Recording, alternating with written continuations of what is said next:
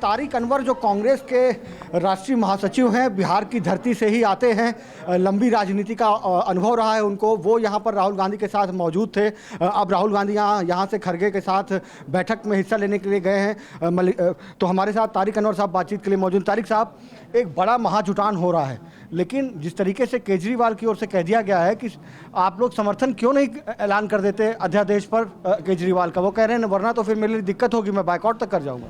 देखिए, ऐसा है कि जिसको भी अपनी बात कहनी है, ये बैठक उसी लिए हो रही है, केजरीवाल जी हो या और किसी को भी, जो भी अपना अगर उनका कोई व्यक्तिगत एजेंडा है तो वो वहाँ रख सकते हैं, कोई राष्ट्रीय एजेंडा है तो उसको रख सकते हैं।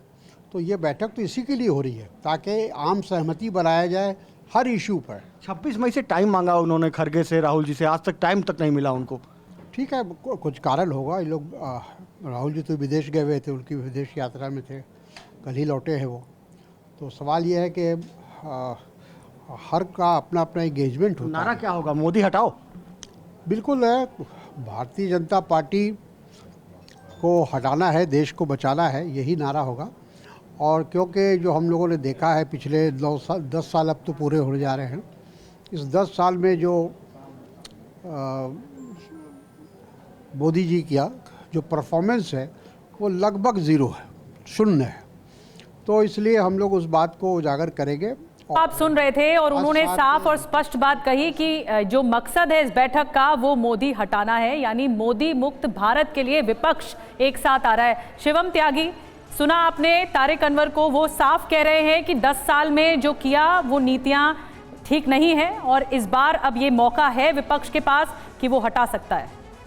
हाँ, मैं मानता हूं तारिक अनवर जी बिल्कुल सही कह रहे हैं। 10 साल में जो किया वो विपक्षियों के लिए बिल्कुल ठीक नहीं था। 10 साल के अंदर अंदर लालू प्रसाद यादव अगर कन्विक्ट होकर भ्रष्टाचार के मामले में अपनी सदस्यता खो बैठे हैं तो ये बिल्कुल अच्छा नहीं हुआ। 10 साल के अंदर अगर अभिषेक बैनर्जी जो है भ्रष्टाचार में लड़ रहे हैं और तमाम जगह पर उनको बुलाया जा रहा है, ये हुआ तो गलत हुआ। भ्रष्टाचार में सत्येंद्र जैन और मनीष सिसोदिया अगर जेल में हैं और ईडी जो इस देश का पैसा उन्होंने खाया उसको निकाल रही है तो जाहिर है उनको पसंद नहीं आएगा। 10 साल में अगर पार्थ चैटर्जी पकड़े गए हैं करोड़ों के कैश के साथ और उस पर भ्रष्टाचार पर वार कर रही है मोदी सरकार, तो मोदी सरकार इनको पसंद क्यों आएगी? एक बात कही रामकृपाल जी ने और अवधेश जी ने कि ये विपक्ष की मीटिंग तो हो रही है लेकिन इसमें नीति नहीं है, एजेंडा नहीं है। मैं मानता हूं एजेंडा इनका सबसे बड़ा है जो सामने नहीं है।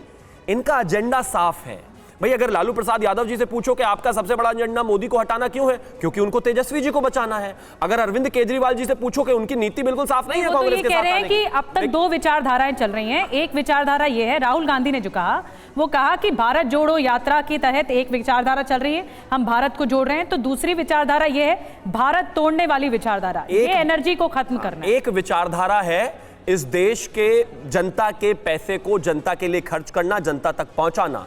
दूसरी विचारधारा है कि जिन लोगों के बच्चों ने, परिवारों ने इस देश का पैसा खाया है, इस देश को लूटा है, इस देश के साथ घोटाले किए हैं, उसको किसी भी तरीके से बचाया जाए। वो बचाया कैसे जाएगा कि किसी भी तरीके से नरेंद्र मोदी इस देश के प्रधानमंत्री को हटाया जाए। लेकिन जनता इस बात को बहुत अच्छे आपके सवालों का जवाब सुजाता जी देना चाह रही हैं और मैं चाहूंगी कि सुजाता जी आप सवालों का जवाब दें जो शिवम कह रहे थे। और साथ में ये भी जो सवाल उठ रहा है वो कि इतनी सारे टर्म्स एंड कंडीशंस के साथ ये बैठक हो रही है, कैसे किसी एक फॉर्मूला पर सब लोग सहमत होंगे, इस बात की गारंटी क्या? देखिए, देश में डेमोक्रेसी है, यानी कि लोकतंत्र, जिसमें हर एक को बोलने का अधिकार है, व्यक्तिवादी राजनीति नहीं होती। और मैंने सुना था रविशंकर प्रसाद जी को, शुरुआत में आपने बाइट चलाई थी कि वो इस यहाँ के दूल्हे के बारे में पूछ रहे थे, तो भाजपा के दूल्हे हैं मोदी जी, इस तरह की भाषा इस्तेमाल करी जाती है। तो ये तो भाजपा का चाल चरित्र चेहरा है, तभी तो बजरंग दल की भाषा को बजरंग बली को भी देते हुए इनको शर्म नहीं आई।